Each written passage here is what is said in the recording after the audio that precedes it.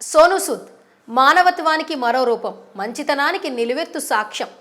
మనుష్యులందు నీ కథ మహర్షిలాగా సాగరా. పేదవాళ్లకు కష్టం వస్తే తన రక్షణతో కంచె వేసి కాపాడే రక్షకుడు pan India star actor Sonu Sood.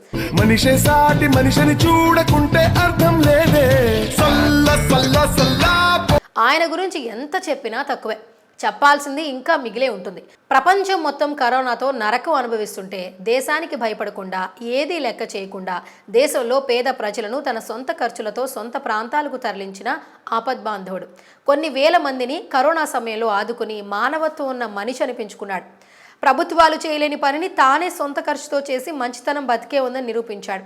ఈ నేపథ్యంలో కరోనా సమయం తరువాత సోనూ సూద్ను రాజకీయాల్లోకి రావాలని, ప్రభుత్వం తరపున లీడర్గా ప్రజలకు సేవ చేయాలని ఆయన అభిమానులు బలంగా కోరుకున్నారు.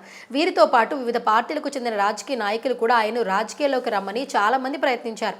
అంతేకాదు స్వయంగా తనతోనే మాట్లాడుతూ ఆఫర్స్ కూడా ఇచ్చారని చెప్తున్నారు. మీరు మా పార్టీలోకి వస్తే సీఎంను చేస్తామని కొన్ని పార్టీలు తనకు ఆఫర్ ఇచ్చినట్లు సోనూ సూద్ స్పష్టం చేశారు. కానీ ఆ ఆఫర్లన్నింటినీ తాను తిరస్కరించాడు.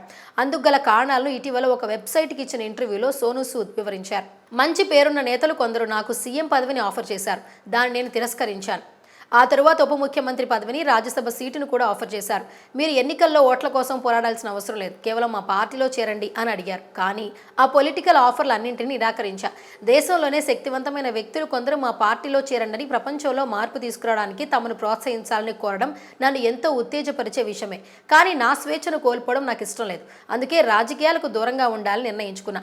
డబ్బు సంపాదించడం కోసం లేదా అధికారం కోసం చాలా మంది రాజకీయాల్లోకి చేరతారు. వాటిలో దేనిపైన నాకు ఆసక్తి లేదు. ప్రజాసేవ చేయడానికి రాజకీయాల్లో రావాలంటారా? ప్రస్తుతం నేను అదే పని చేస్తున్నా కదా. ఆపదలో ఉన్న వారికి సాయం చేయాలంటే ఇప్పుడు నేను ఎవరిని అడగాల్సిన అవసరం లేదు. రాజకీయ నాయకుడిగా సాయం చేయాల్సి వస్తే నేను మరొకరికి జవాబుదారుగా ఉండాలి. ఎలాంటి జవాబుదారితనం నాకు ఇష్టం లేదు. అందుకనే నేను రాజకీయాల్లోకి వెళ్ళను అని చెప్పారు. ప్రజాదరణ పొందుతున్న వారు జీవితంలో ఎదగడం ప్రారంభిస్తారు.